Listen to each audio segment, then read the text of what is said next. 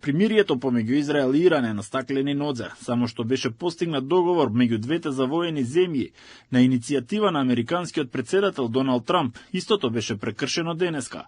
Израел обвинува дека Иран лансирал најмалку една балистичка ракета.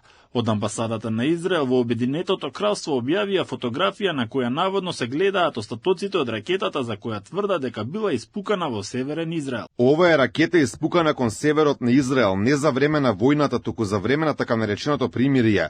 Иран продолжува да го покажува своето вистинско лице како терористичка држава и закана за регионот. Тел Авив се закани дека ќе одговори енергично, со интензивни напади во срцето на Техеран. Нагласувам, во оваа фаза нема промена во упатствата на командата на домашниот фронт. Важно е да се продолжи со следење на упатствата, бидејќи се уште постои ризик. Целата израелска одбрана, командите и ограноците ќе продолжи да одржува високо ниво на подготвеност и будност. Од Иран Демант, генерал штабот на вооружените сили на Иран негираше дека истрелале какви било ракети кон Израел неколку часа по прекинот на огнот.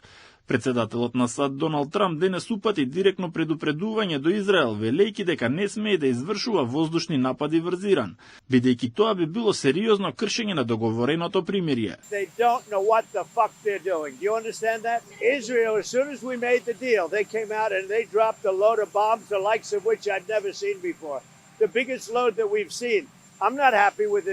Американскиот претседател вчера прв објави крај на 12-дневната војна. Техеран и Тел Авив потврдија дека се согласни за крај на нападите. Меѓународната заедница вчера го поздрави прекинот на огнот, но предупреди на опасна ескалација доколку не запратне пријателствата.